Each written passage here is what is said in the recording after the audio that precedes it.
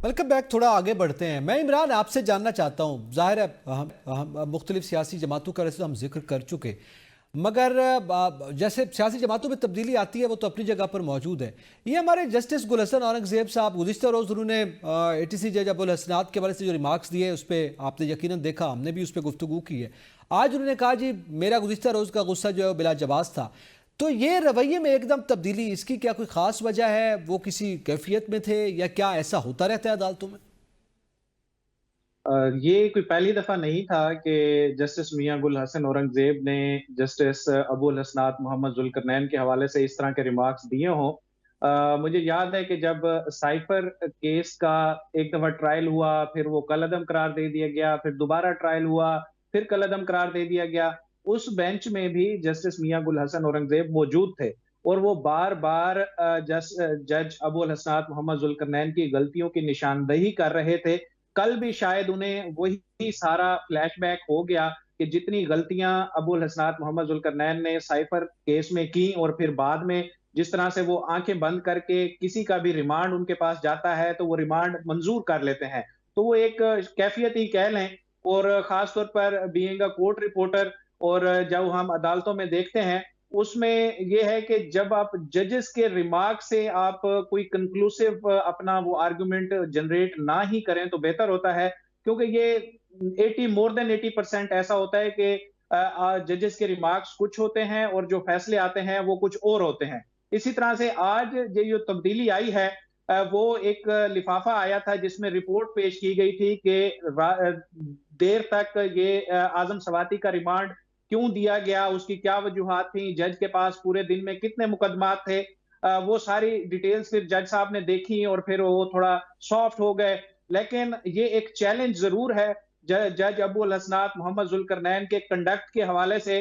कई दफा बात हो चुकी है इस्लामाबाद हाई कोर्ट में, लेकिन वो इतने ताकतवर तरीन जज हैं कि उनके खिलाफ पहले भी कोई एक्शन नहीं हुआ और बाद में भी इस तरह का कोई एक्शन हमें होता हुआ नजर नहीं आ रहा। तो ये जजेस के जो रिमार्क्स होते हैं इनको बस लाइट लिया करें। ये उसी दिन की खबर तो होते हैं, फैसले जब आते हैं तो वो उसमें काफी सारी तब्दीलियां होती हैं। ठीक है। अच्छा, अब सलमान साहब थोड़ा आगे बढ़ते हैं। और ये तो ज़ाहिर है जजेस के रिमार्क्स की ज़्यादा, जैसे आमतौर पे कहा जाता है, वो फैसलों पे इम्पैक्ट नहीं करते हुए एक बात होती है। लेकिन ममालिक के जो सफ़ीर होते हैं उनका तो इम्पैक्ट जो होता है ममालिक के दरमियान ताल्लुकात पर। और आप समझ गए होंगे कि गुज़िश्ता रोज़ जिस तरह से चीनी सफ़ीर ने एक कॉन्फ्रेंस में गुफ्तगू करते हुए पाकिस्तान के बारे से भी कहा कि जो यहाँ पे चीनी लोग मारे गए, उनके खिलाफ दहशतगर्दी हुई, वो चीन के लिए नाकाबिल कबूल है। और उस पर फिर हमारे दफ्तर ख़ारजा ने भी उस पर रिस्पॉन्स किया है और उनका कहना है कि ये हमारे लिए हैरान कौन है चीनी सफ़ीर का बयान।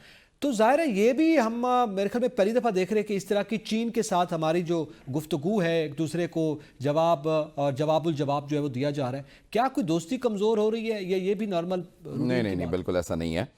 पाकिस्तान और चाइना की जो एक लॉन्ग टर्म स्ट्रेटेजिक पार्टनरशिप है वो अब से नहीं है, बहुत अरसे से है और इंशाल्लाह बहुत आगे जाएगी। देखें, चाइनीज़ सिटीजन्स जो हैं उनका कत्ल हुआ है पाकिस्तान के अंदर और बहुत सफ़ाकाना और तरीके से हुआ है। और एज अ सिटीज़न ये उनका हक है, वो चाइनीज़ सिटीज़न थे।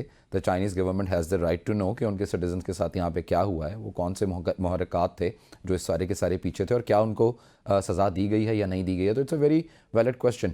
और जो हुकूमत पाकिस्तान की तरफ से ये जो हैरत का इजहार किया गया है वो गालिबन इस वजह से था क्योंकि the government of Pakistan is doing everything that it can to trace people and held accountable जो भी इस सारे के सारे वकूए के पीछे थे। And not just this specific case जो अभी हफ्ता 10 दिन पहले हुआ, उससे पहले भी जितने मामलात हुए हैं उनकी बहुत हाई लेवल के ऊपर इन्वेस्टिगेशन होती है और उसकी जो रिपोर्ट है वो all the way to the toppest office तक जाती है और वहाँ से फिर आपकी जो आगे उनके ऊपर एक्शन है वो किया जाता है। तो शायद इस वजह से जो मिनिस्ट्री ऑफ फॉरेन अफेयर्स है उनकी तरफ से थोड़ा सा हैरान कौन एक जो है ना वो स्टेटमेंट आया है। बट रेस्ट एश्योर्ड, जो आज आपने महीने के अंदर पिछले एक कार्रवाई देखी होगी, आपको उससे अंदाज़ा हुआ होगा कि China is trying very hard to revive CPEC 2 का जो अब जिसको अब नाम दिया जा रहा है प्रोजेक्ट के, उसके ऊपर बहुत ज़्यादा काम हो रहा है। और उनकी ज़ाहिर है यही अवलीन तरजीहात होंगी कि जब उनके इंजीनियर्स पाकिस्तान के अंदर आएँ या जब उनका बाकी टेक्निकल स्टाफ पाकिस्तान के अंदर आए तो उनकी सिक्योरिटीज़ को इंश्योर किया जाए ताकि ये जो ट्रांजिशन है और ये जो कंस्ट्रक्शन का एक पूरा का पूरा फेज़ है, इसको जो है वो ईज़ आउट किया जा सके और स्मूथ आउट किया जा सके, और वो चाइनीज़ सिटीजन्स जिन्होंने पाकिस्तान आना है उनको भी एक तरीके से जो है वो मैसेज दिया जाए ऑफ कंफर्ट एंड सिक्योरिटी कि वो पाकिस्तान में आके बेखौफ ख़तर जो है वो काम कर सकते हैं, उनको इस किस्म के मामला और मसाइल नहीं होंगे। हैविंग सेड दिस, आज एक और डेवलपमेंट हुई गालिबन लाहौर के अंदर जो है अरामको ने अपना पहला जो स्टेशन है पेट्रोल स्टेशन उसकी इनाग्रेशन की है। तो देखें, there is a lot of good news when it comes to business. Government is trying its best कि जितने भी पाकिस्तान के अंदर इन्वेस्टर्स इंटरेस्टेड हैं या और ममालिक इंटरेस्टेड हैं उनको जो है वो ज़ाहिर है दावत फिर दी उस पे जाए। वो किया जाए।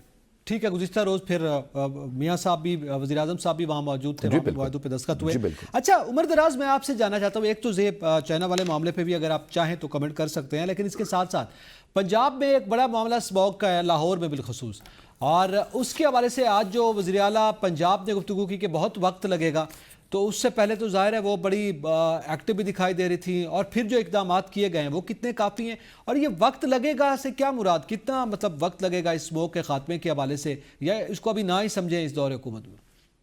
अच्छा, एक तो चाइना वाला मामला बहुत हसास है। मेरे ख्याल से इसको इतना पब्लिकली नहीं जाना चाहिए था, और इल्ला माशाल्लाह हमें हमारे होते हुए किसी दुश्मन की जरूरत नहीं होती। एक जानिब हम आज चाइना वाले मामले के ऊपर देख रहे थे कि हमारा दफ्तर खारजा क्या कह रहा था और उधर से क्या स्टेटमेंट आ रही थी, और दूसरी जानिब हम अमेरिका को ललकार रहे थे। यूं लग रहा है जैसे जो हमारा खजाना है उसमें कुछ शायद 650 या 690 या $650 अरब डॉलर पड़े हुए हैं, तो हमें तो कोई मसला ही नहीं है, हम इधर भी हालात को बिगाड़ लें, उधर भी कर लें। तो समझ नहीं आती कि कौन कौन से लोग हैं या क्या उनके समझ बूझ क्या चीजों को कर रहे हैं।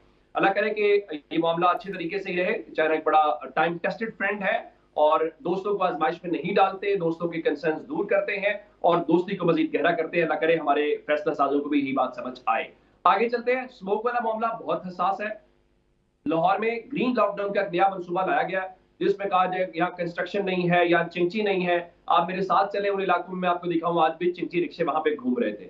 और हुकूमत के पास कोई प्लान नहीं है, आसरे पे है यही कि जी आज इंडिया की तरफ से हवाओं का रुख इस तरफ था तो आज बहुत ज्यादा स्मोक थी, जी कल उस तरफ चला गया तो हम बस इस मसले को देखेंगे। देखिए हवाएं पहले भी यहीं पे थे, इंडिया में आज नहीं। मैं काश्तकार हूं और आप पंजाब में जानते हैं कि जब फसल होती है तो उसकी बाकियात को जलाया जाता है। ये आज से नहीं हो रहा, ये तवील अरसे से हो रहा है। असल बात यह है कि हम मुद्दे की तरफ नहीं जा रहे। हमारी जो इंडस्ट्रीज हैं, हमारे जो अशराफिया है, उनकी तरफ कोई जाना नहीं चाहता। और इंडिया में भी पंजाब के अंदर पहले भी बाकियात जलाई जाती हैं, हवाएं पहले भी चलती थी, तो ये अचानक कैसे हुआ?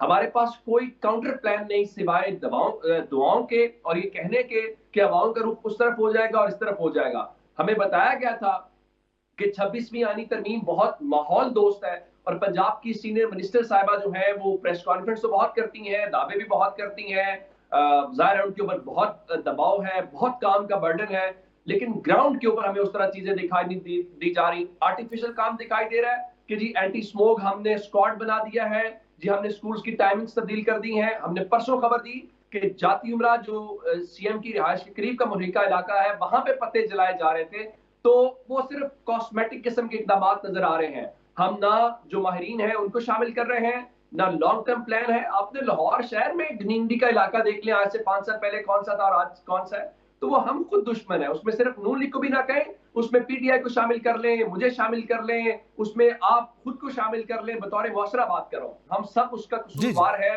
दरख्तों को हमने काटा है, दरख्त हम नहीं लगा रहे, और कोई लॉन्ग टर्म प्लान नहीं है। ये सारी डंग टपॉ पॉलिसीज हैं और मुझे मुस्तकबिल करीब के अंदर कोई उसकी बेहतरी नजर नहीं आ रही। सच्ची बात बताऊं, लाहौर शहर में रहते हुए लाहौर से बहुत मोहब्बत, लाहौर बहुत खूबसूरत शहर जो बागों का शहर कहलाता था, आज वहां पे सांस लेना भी नामुमकिन दिखाई दे रहा है। बिल्कुल सही। अच्छा इसी पे मैं बशीर चौधरी साहब, जाहिर है जी एतजाज इस पे एक कमेंट करना चाहूंगा कि अगर हमने स्मोक का मसला हल करना है तो चाइना से सीखें कि बीजिंग एक वक्त में दुनिया के आलूदा तरीन शहरों में शुमार किया जाता था, और फिर उन्होंने एक विल शो की कि कैसे हमने इस स्मोक पे कंट्रोल करना है, पोल्यूशन पे कंट्रोल करना है। फिर उन्होंने पूरे बीजिंग से जो इंडस्ट्री थी उसको बंद कर दिया, उनको शिफ्ट किया गया शहर से दूर, और शहर के आसपास इस तरह के किसी भी किस्म के काम की इजाजत नहीं थी। उन्होंने अलग से इंडस्ट्रियल स्टेट्स बनाई, वहां पे जितनी भी इंडस्ट्री थी उसको शिफ्ट किया गया। दीगर भी जो इसके जो मुहर्रिकात हो सकते थे उस पर कंट्रोल किया गया, और अब आप देखें कि वहां पे ऐसा ब्लू स्काई आपको मिलेगा कि आपका दिल खुश हो जाता है। बिल्कुल चाइना सही। से अगर पहले भी हम सी पैक के प्रोजेक्ट्स में अगर हम उनके साथ इस तरह से अच्छे से कॉपरेशन करें, तो वो तो अपने बाहें फैलाए हुए हैं, वो हमारे लिए हर कुछ करने के लिए तैयार हैं। लेकिन फिर जब इस तरह के मामलात होते हैं, जैसे आज हमने उनको ये जो एहतजाज रिकॉर्ड कराया है, और इस तरह के जो इकदामात हैं, ये बड़े स्मूथ तरीके से भी हो सकते थे। जैसे उमर दराज ने कहा कि इनको पब्लिकली इस तरह से नहीं करना चाहिए नहीं था। करना चाहिए था, बिल्कुल ठीक। अब वहां से हम उल्टा ये डिस्कस कर रहे होते हैं कि हमने वहां से प्लान लिया है और हम स्मोक का खात्मा करने जा रहे हैं। ये बड़ी अच्छी बात आपने की है बशीर चौधरी साहब। अच्छा, ये क्या अभी तक हम डायग्नोज भी नहीं कर सके कि मामला क्या है? इंडस्ट्री है, जैसे अभी इमरान भी जिक्र कर रहे हैं, बीजिंग की मिसाल हमारे सामने है, और जोर जो है वो सारा किसान पे ही सामने आ रहा है कि जनाब फसलें ना जलाई जाए। तो आप क्या समझते हैं, कैसे होगा यार? जिस तरह उमर दराज ने कहा कि वो किसान है, तो मैं भी किसान हूँ। उसमें जो है ना थोड़ा सा फर्क आया है हमारी जो ज़राअत है उसके शोबे में। माजी में जो है वो सारा किसान का ज़्यादातर काम जो है वो हाथ से होता था, और जो ख़ास तौर पर जो चावल की बाकियात हैं वो चारे के तौर पर इस्तेमाल हो जाती थी। अब क्या होता है कि अब वो बड़े-बड़े वो आए हैं थ्रेशर टाइप जो डाले, वो आते हैं और वो ऊपर से दाने उठा के ले जाते हैं, और जो नीचे उसका पराली है वो रह जाती है। अब वो किसी काम की नहीं होती है, और होता ही है कि उसको आग लगा दी जाती है। अब लाहौर का मसला क्या है? लाहौर का मसला ये है कि एक तरफ अमृतसर है जहाँ बहुत ज्यादा चावल है, वो आग लगाते हैं, और दूसरी तरफ हफ्जाबाद, पिंडी बटियां, गुजरांवाला, सियालकोट, गुजरात, ये सारे इलाके हैं जहाँ पे चावल जो है वो बहुत ज्यादा तादाद में होता है, बल्कि यही सारे इलाकों में चावल है, और वो बाकियात को आग लगाते हैं। ऊपर से इंडस्ट्री है जिसका जिक्र ज़ाहिरा हो रहा है, और वो है भी, और साथ में ये इत्तेफाक से मौसम ऐसा है कि इन दिनों जो हवा में नमी का तनासुब होता है वो बढ़ना शुरू हो जाता है।